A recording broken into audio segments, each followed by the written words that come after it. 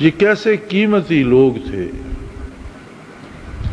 ہمارے پاس ایک بادام ہوتا ہے، ایک اخروٹ ہوتا ہے، یہ ایسے پھل ہیں جن کے اندر ان کی روح ہوتی ہے اور باہر کا خول محافظ ہوتا ہے۔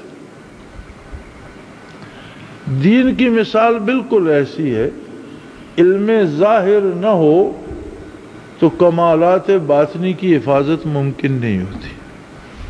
اس کی اتنی اشد ضرورت ہے کہ اس کے بغیر حضرت رحمۃ اللہ علیہ فرمایا کرتے تھے کہ صوفی یا خود عالم ہوتا ہے یا کسی عالم کے ساتھ وابستہ ہوتا ہے، اس کے بغیر اس کا گزارا ممکن نہیں۔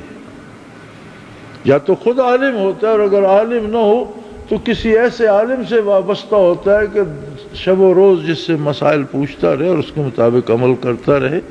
جس طرح بادام میں کتنا قیمتی مغز ہے، لیکن اگر چھلکا اتر جائے اسے ایک چونٹی بھی کھانا شروع کر دیتی ہے، اس کی حفاظت ممکن نہیں رہتی، چھلکے میں محفوظ رہتی۔ علم ظاہر محافظ بھی ہے کمالات باطنی کا، اور ان کے حصول کا ذریعہ بھی ہے۔ اسی بادام میں پھل لگتا ہے جس کا پہلے خول بنتا ہے۔ اگر پھول پر خول نہ بنے تو بادام کا مغز کسی نے لگتے دیکھا؟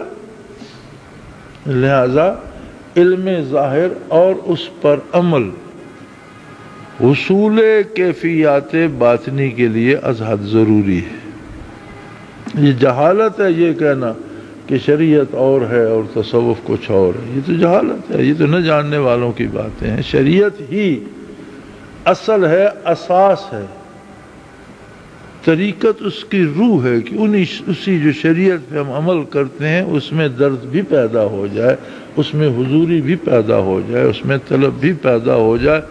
سجدہ کرے تو تمنا یہ ہو کہ جمال باری پا سکوں۔ سجدے میں ایک ذوق اور ایک کیف نصیب ہو۔ تو جس طرح بادام کا مغز، بادام کی کھال اور اس کا خول بنے بغیر ممکن نہیں، اسی طرح علم ظاہر اور عمل اور مجاہدے کے بغیر یہ برکات ممکن نہیں۔ لیکن اگر کسی بادام پر بہت سے بادام لگیں اور کسی میں بھی مغز نہ ہو تو وہ بھی جلانے کے کام ہی آئیں گے، ان کا بھی کوئی مصرف نہیں۔ لہذا یہ لازم و ملزوم ہے کہ قرآن و حدیث کا، ارشادات نبوی کا کم از کم ضروریات دین کا علم تو ہو، یا کسی عالم کے ساتھ ہو، پھر اپنی توفیق سے، اپنی ہستی سے پوری محنت کر کے اس پہ عمل کرے، اور کسی صاحب کمال سے کیفیات باطنی سیکھے، تاکہ اس کا دل ذاکر ہو جائے، ہر دھڑکن اللہ اللہ کرے۔ بلکہ اہل اللہ کا عالم تو یہ ہوتا ہے کہ دل دھڑکتا ایک بار ہے اور اللہ اللہ 500 بار کہہ جاتا ہے۔ کیف میں اور عمل میں بڑا فاصلہ ہوتا ہے۔